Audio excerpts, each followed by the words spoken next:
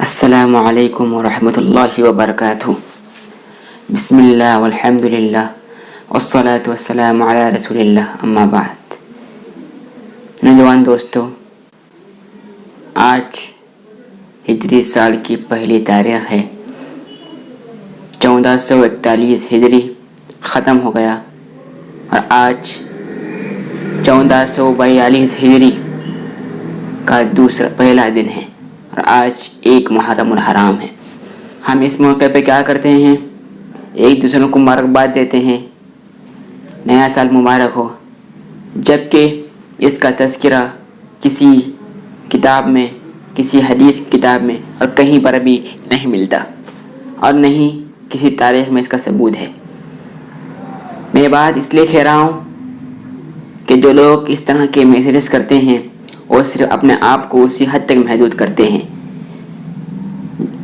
ہم کو تو یہ کرنا چاہیے تھا کہ جو پچھلا سال گزر گیا ہے ہم اس کے بارے میں اپنا محاسبہ کریں کہ کتنی ہم سے کوتاہیاں ہوئی، کتنی اللہ کی ہم نے نافرمانیاں کی، ہم نے کتنے گناہ کیے، کتنوں کا دل دکھایا، کتنا جھوٹ بولا، کتنا دھوکہ دیا، اور ہم نے کتنا اپنے والدین کا، اپنے رشتہ داروں کا، اپنے گھر والوں کا حق ادا نہیں کیا۔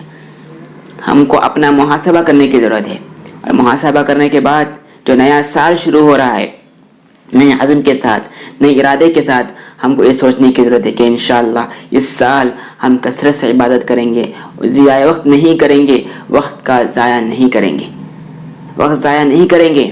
ہم کو ضرورت اس بات کی ہے کہ ہم نیا عزم لے کر اٹھیں، ہم ایک نیا عزم لے کر اٹھیں، اور یہ بھی سوچیں کہ کتنے لوگ 1441 ہجری کے اسلامی سال میں ہمارے ساتھ موجود تھے، ہمارے غم و خوشی میں شریک تھے، ہمارے عیدین میں شریک تھے، دوسرے محفلوں میں ہمارے ساتھ تھے، مگر آج وہ ہمارے درمیان نہیں ہے، آج ہمارے درمیان نہیں ہے اور اللہ کو پیارے ہو گئے۔ ایک دن ہم سب کو جانا ہے، اس لیے ہم کو اپنا محاسبہ کرنا ہے۔ حاسبوا قبل ان تحاسبوا، کہ ہم اس سے پہلے حساب کریں، کہ اپنا محاسبہ کریں کہ ہمارا اس سے پہلے کہ حساب کیا جائے۔ ضرورت اس بات کی ہے کہ ہم نیا عزم کو لے کر سوچیں کہ انشاءاللہ اس سال ہم کثرت سے اللہ کے راہ میں خرچ کریں گے، کثرت سے زکوٰۃ و صدقات کریں گے، اپنی ماں کی خدمت کریں گے، اپنے گھر والوں کا عزت کریں گے، بڑوں کا احترام کریں گے، چھوٹوں سے شفقت کریں گے۔ اور خاص کر یہ محرم کا مہینہ، یہ اشہر الحرم ہے، اس مہینے میں ہم کثرت سے عبادات کریں۔ اور اللہ نے آپ کو توفیق دی تو عاشوراء کا روزہ رکھیں، یہ بہت بابرکت دن ہے، اور اس روزے کو رمضان کے روزوں کے بعد کی فضیلت دی گئی ہے، اور حدیثوں میں آتا ہے کہ رمضان مبارک کے روزے فرض ہونے سے پہلے یہ دنوں کے روزے فرض تھے۔ تو ہم کو ضرورت اس بات کی ہے ان ایام کو ہم غنیمت سمجھیں اور اپنا محاسبہ کریں۔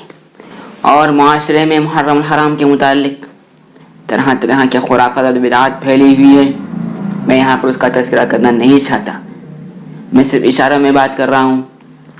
آپ ان تمام خرافات سے، ان تمام بدعات چیزوں سے دور رہیے جس سے اللہ اور اس کے رسول صلی اللہ علیہ وسلم نے منع فرمایا ہے، اور آپ ان چیزوں سے دور رہ کر سنت نبی کے مطابق اپنی زندگی گزاریں گے اور اس نئے سال کے وقت ایک نئے عزم کو لے کر اٹھیں گے تو انشاءاللہ آپ دیکھیں گے کہ پورا سال آپ کا برکتوں سے مالا مال رہے گا۔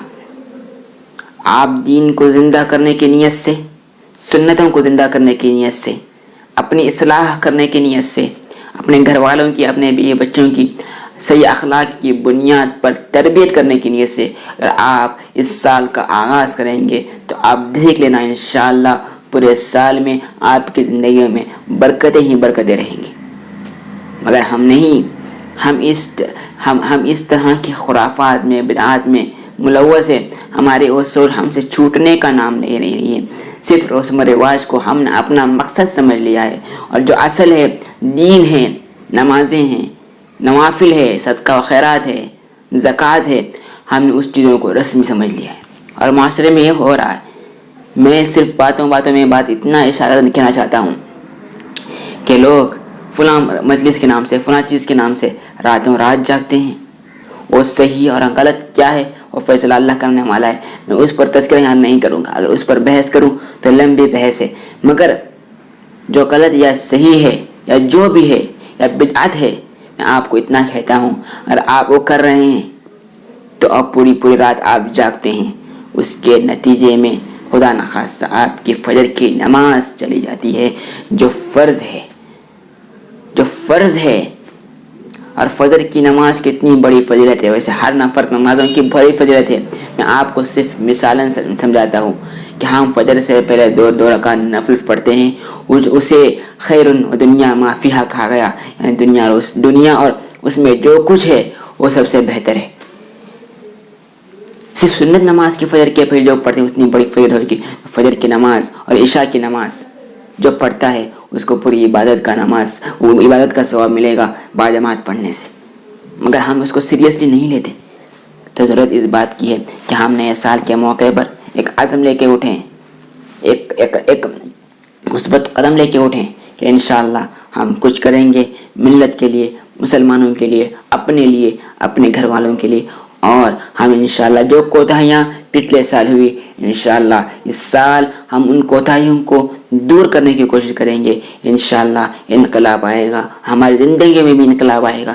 تو دیکھ لینا انشاءاللہ جب ہم اپنے آپ کا سدھار کر لیں گے، اپنے آپ کی زندگی میں تبدیل کریں گے تو عالم میں، ملک میں تبدیلی خود بخود آئے گی. یہ یقین کے ساتھ میں کہہ رہا ہوں. آپ کر کے دیکھ لیجئے، عمل کر کے دیکھ لیجئے. اللہ مجھے بھی اور آپ تماموں کو توفیق عطا فرمائے. السلام علیکم.